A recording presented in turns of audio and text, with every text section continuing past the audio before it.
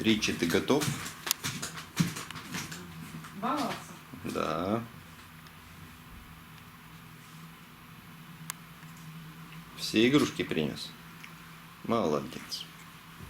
Начинаем.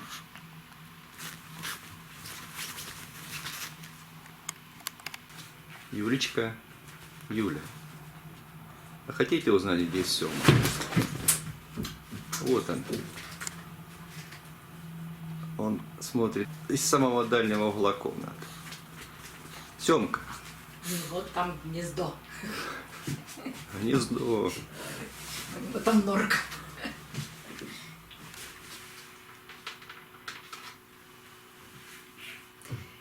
Добрый день, друзья. 4 орхидеи, которые я приобрела перед 1 сентября в Леруа Мерлен. Ссылку на обзор поставки оставлю в правом верхнем углу экрана. Орхидей было много, и много было красивых орхидей. Цена была сказочная – 477 рублей. Я выбрала 4 орхидеи. Но не бывает, наверное, покупок без проблем. У 3 орхидей я проблем не вижу, а у одной есть проблема. Но давайте все по порядку. Давайте посмотрим, какие орхидеи я приобрела. Орхидеи есть с названиями, а есть без. Мне очень понравилась вот такая мультифлора. Но мне кажется, что она чем-то похожа расцветкой на фабрику Сенши. Есть открытые цветы, есть 2 веточки с бутончиками. Как она себя поведет, раскроет ли она все бутоны и будет ли она цвести вся, но пока еще непонятно. Но эта орхидея мне понравилась тем, что, к своему удивлению, когда я ее внимательно разглядывала еще в магазине, я увидела на ней большую детку. Сначала я увидела корешок непонятно откуда, вот этот, а потом разглядела, и это оказалась достаточно взрослая детка на такой орхидее. Именно на этой орхидее я хочу вам показать, как часто мы путаем простого паука с паутинным клещом. Я открываю орхидею, а здесь сплошная паутина. Я уже обработала, конечно, орхидею зеленым мылом, протерла все листики, но вот эту паутинку я специально оставила здесь, чтобы вам ее показать. А как я обрабатываю орхидеи после покупки, ссылку на то видео подробное я оставлю в правом верхнем углу экрана и под видео. Вот это не паутинный клещ. Это чаще всего или с грунтом, да или просто каким-то образом попадает сюда паучок. Обыкновенный паучок. Бывает, что он выживает. Я видела бегающего паучка и на орхидеях. Но здесь, вот в этом самом месте, он был засохший и уже погибший. Я нашла даже погибшего паука. А эти паутинки можно аккуратно все снять, и больше они не появятся. А вот если они появляются снова и снова, скорее всего, паучок жив и продолжает плести свою паутинку. Но паучок на орхидее – это не самое большое зло. Кстати, паучки питаются, ну, как вы знаете, всеми насекомыми. И если вдруг на орхидее, например, есть паутинный клещ или красный клещ, вот как раз-таки паучок, обыкновенный паучок, их всех съест. Так что это не самое большое зло на орхидее. Если кто-то знает название, подсказывайте. Здесь названия не было. И даже, по-моему... А, нет, есть код. Сейчас. Есть цифровой код. И фирма-поставщик почти всех орхидей вот такая.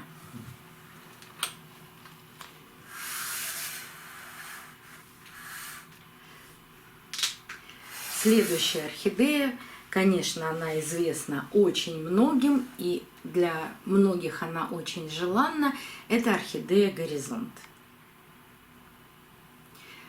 Я не знаю, как передает камера, знаю, что «Горизонт» немного выгорает. У меня как-то был он лет 5 назад, я купила себе «Горизонт», но у меня его просто выпросили. Я его подарила. Пришла моя подруга, ей он так понравился, но она живет в другом городе, и я не знаю, есть он на данный момент у нее или нет. Что-то мы давно не переписывались, надо будет обязательно спросить о нее.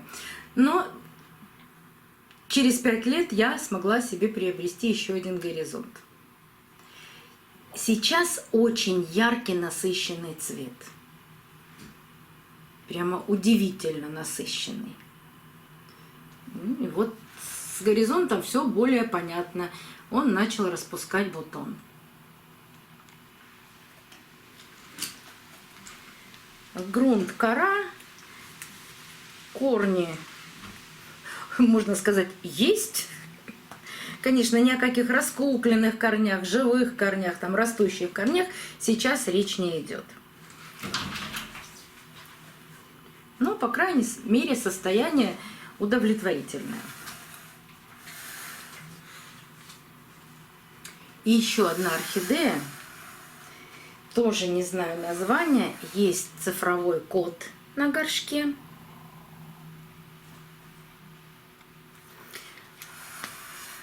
Мы долго с мужем разглядывали эту орхидею и вместе думали, приобрести такую орхидею или нет.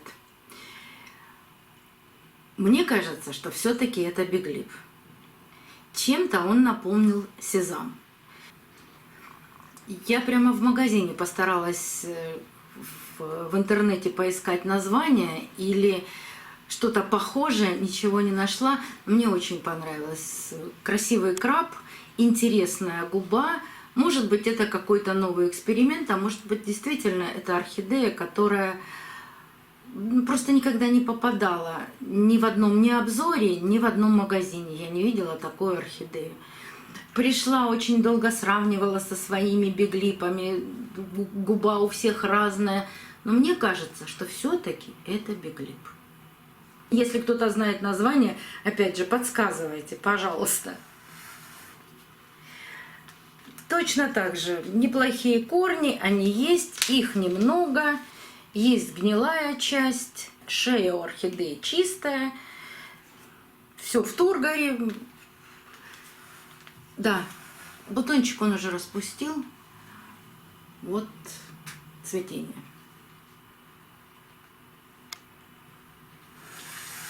Но не бывает так, чтобы все было идеально. И самый красивый, и самая красивая орхидея, которую я купила, с большими проблемами.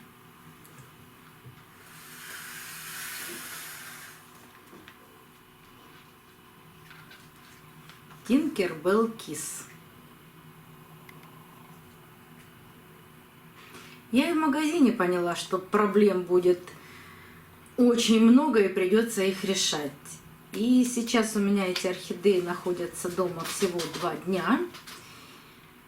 Но с этой орхидеей пришлось сразу заниматься.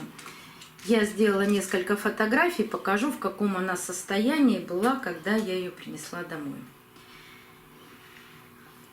Создалось такое впечатление, что ее перед тем, как отправить в магазин, ее вытащили из прошлого горшка, поставили в новый и насыпали много-много влагоемкого грунта. А потом еще и полили. Потому что все это было мокрое, влажное. Самое неприятное, что этот грунт, вот даже сейчас я его еще не весь убрала, был насыпан прямо в пазухи орхидеи. И вот здесь мне пришлось долго очень рассматривать, убирать эту верхнюю шапку этого грунта. и рассматривать, почему же вот эти два нижних листа начали желтеть от шеи. Они сразу начали, даже и в магазине было видно вот эти все проблемы. Личуля, мы все знаем, что ты самый любимый, но ты на данный момент самый беспокойный. Так, сидеть. Желательно не мешать. Игрушку сейчас получишь. Отдай ему игрушку. Все, и тихо. Не отдай, а брось. Ну, Я не забирал. Он же тебе ее положил. Так вот, давайте продолжим. Что же здесь за грунт у этой орхидеи? Скорее всего, это кокосовое волокно. Его было так много. Просто какой-то кошмар. Я третий день сушу корни, и сразу видно, что корни весьма проблемные. Вот эти корни будут гнилые. Но радует то, что у нее от шеи есть вот такие крупные корни. Вот здесь тоже гнилой корешок. А вот крупный, ну, более или менее здоровый корень. Вот здесь начали расти крупные корни. Естественно, они закуклились. И будем ждать, что именно они начнут расти. Но давайте поговорим вот именно об этом грунте. Об этом и еще об одном грунте, о котором вы меня сейчас часто спрашиваете. Это кокосовое волокно, а спрашиваете вы меня про триферн. Что я могу сказать именно о корнях папоротника? Да, есть такой грунт. Если вы думаете, что это новый грунт, вы глубоко ошибаетесь. Он используется с 1980 года. И в выращивании орхидей, и в выращивании других растений, тем, которым нужно более влагоемкий грунт. Вот, например, для орхидей он очень подходит для бульбовых орхидей. Я рассказываю вам всегда, что для бульбовых орхидей у них корни тоненькие, и для них нужен более влагоемкий грунт. Но почему-то на данный момент вдруг появилась безумная реклама этого триферна. Но мы же знаем с вами, что реклама – двигатель торговли. Почему-то вот сейчас, ну, она бывает, она была 2 года назад, сейчас опять появилась. Ну, у новых любителей орхидей, которые только начинают заниматься орхидеями, сразу возникает вопрос: ой, это идеальный грунт для выращивания фаленопсисов, и надо срочно его купить, и если я его куплю, никаких проблем не будет. Да, у него много достоинств, но также есть и недостатки. Достоинство его – это влагоемкость, и для каких-то орхидей это будет идеально. Например, для котлей, для дендрофаленопсисов, для дендробиумов. Это будет идеальный грунт. Но не только он. Его все равно нужно составлять еще с каким-то грунтом. Я не могу приобрести такой грунт. Вот скажу вам сразу. Во-первых, это очень дорого. 2 литра 2000 рублей на наши деньги. Ну и сколько я орхидей посажу в эти 2 литра? Даже если я его буду распределять. Да, если у меня есть десяток орхидей бульбовых, я вот как раз таки эти 2 литра использую именно на эти орхидеи. Ну, я считаю, что я заменяю корни папоротника, ну, например, циафлорой. И вообще, давайте с вами разберемся. Вот наш любимый мох сфагнум. Какие у него качества, какие у него достоинства. И у триферна. Это оба субстрата обеззараживающие. Ну вот, например, я точно могу сказать, что в Первой мировой войне мох сфагнум использовался для обеззараживания открытых ран. У папоротника, у корней папоротника есть точно такое же свойство. Они оба очень влагоемкие. Но цена совсем разная. Пишут, что в папоротнике очень много каких-то микроэлементов. Ну, мы с вами можем это разобраться только опытным путем. Есть там микроэлементы, нет там микроэлементов. Нам можно написать все, что угодно, мы во все поверим.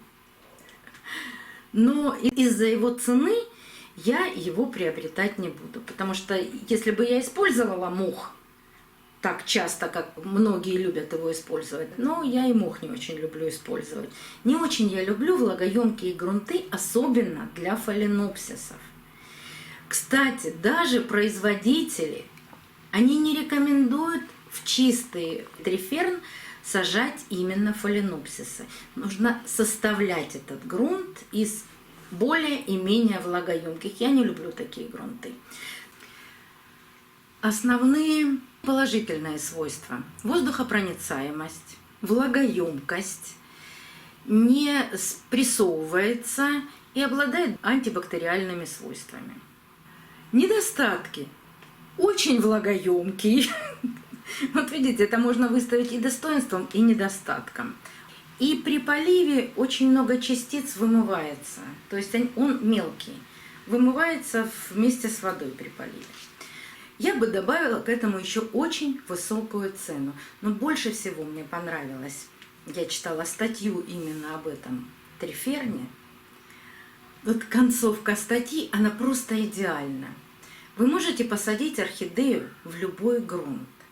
Можете посадить в кору, можете посадить в триферн. И самое важное – это полив.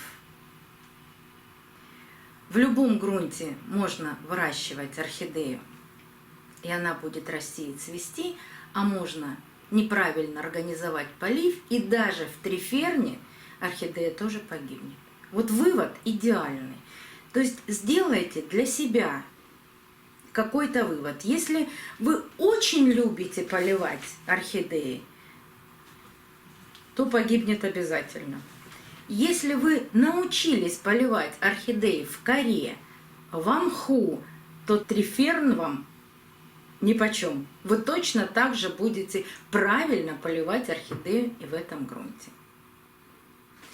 Вот такие выводы об этом грунте. Вот этот мне грунт очень не нравится. Ну, труха трухой.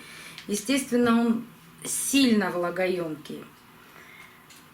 Видимо, пока орхидея ехала, вот этот веломен у нее сгнил, пока ее нам доставляли. Здесь тоже было все очень-очень мокро. Мне даже пришлось вот эти две черных точки с одной стороны и с другой стороны обработать неразбавленным Максимом. Я внимательно наблюдаю за этими двумя листьями. Они оба надорваны. Может, поэтому гниют. Может быть, потому что там был вот этот части влагоемкого грунта. Думаю, что вот этот листик тоже пожелтеет, потому что первый, видимо, это был первый цветонос, порвал этот лист. Я очень надеюсь, что она выживет. Приобрести такую орхидею и за такую цену — это просто счастье. Но полное счастье будет тогда, когда она будет жить. Бутончики пока не распускают. И даже я уже заметила, что она их сушит. Но не все орхидеи после покупки и приезда к нам домой распускают абсолютно все бутоны. Часто очень орхидеи сбрасывают свои бутоны. Так что наблюдаем за всеми орхидеями, а за этой более внимательно. До новых встреч, друзья! Увидимся на канале.